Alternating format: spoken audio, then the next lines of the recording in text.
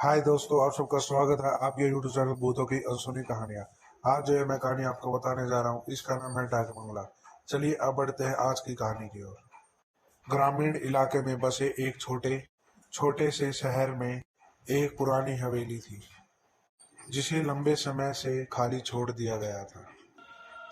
हवेली का एक काला इतिहास था और स्थानीय लोगों का मानना था कि यह एक महिला के द्वारा प्रेत वादी जो रहस्यमय परिस्थिति में वहां पर एक दिन जिज्ञासु बच्चे वहां पर हवेली का पता लगाने के लिए वहां पर चले। जैसे ही उन्होंने भव्य हवेली में प्रवेश किया, उन्हें अजीब सी बेचैनी महसूस होने लगी और वे परछाई से अजीब सी आवाजें सुन सकते थे। जैसे ही वह अंधेरे और डरावने कमरे से गुजरे, उन्हें अचानक खून से लथपथ एक चीख सुनाई देती है कि उनका एक दोस्त पतली हवा में गायब हो गया था और अटारी के तक जाने वाले रास्ते को पैरों के निशान को पीछे छोड़ गया था।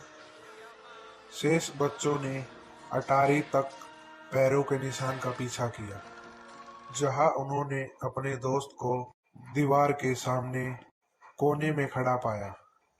जब उन्होंने उससे संपर्क करने की कोशिश की तो उसने एक भयानक आवाज निकाली और उन पर टूट पड़ा।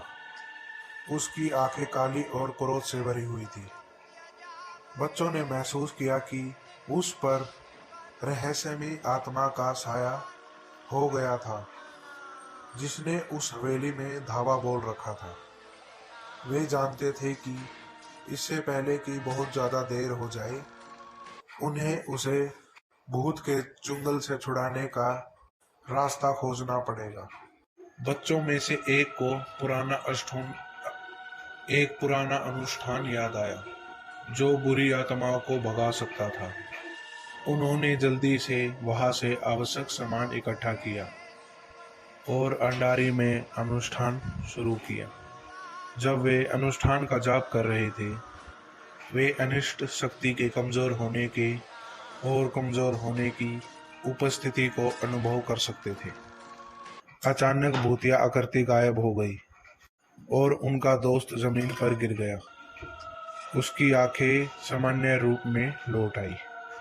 बच्चों को पता था कि उन्होंने अपने दोस्त को एक भयानक भाग्य से बचाया है और वे जल्दी से हवेली से बाहर आए।